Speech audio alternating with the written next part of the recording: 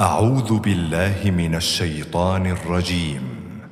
بسم الله الرحمن الرحيم. والفجر وليال عشر والشفع والوتر والليل إذا يسر هل في ذلك قسم لذي حجر ألم تر كيف فعل ربك بعاد إرم ذات العماد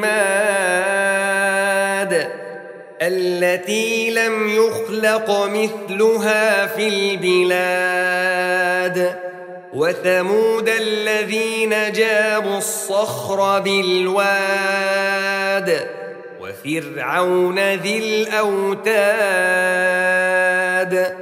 الذين طغوا في البلاد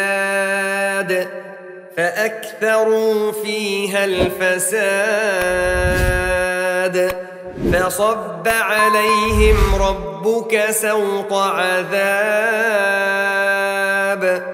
إن ربك لبالمرصاد فأما الإنسان إذا ما ابتلاه ربه فأكرمه ونعمه فيقول ربي أكرمن وأما إذا ما ابتلاه فقدر عليه رزقه فيقول ربي أهانن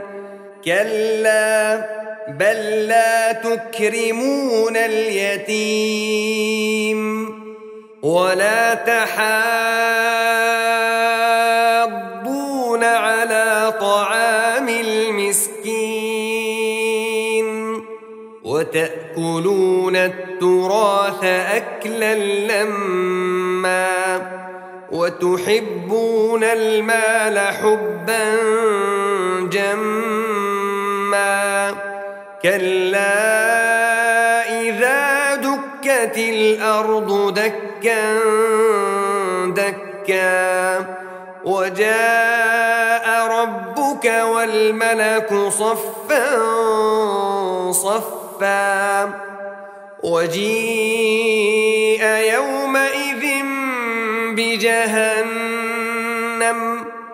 يومئذ يتذكر الإنسان وأنى له الذكرى يقول يا ليتني قدمت لحياتي فيومئذ لا يعذب عذابه أحد ولا يوثق وثاقه أحد يا أيتها النفس المطمئنة ارجعي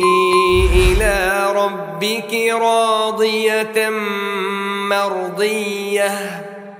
فادخلي في عبادي وادخلي جنتي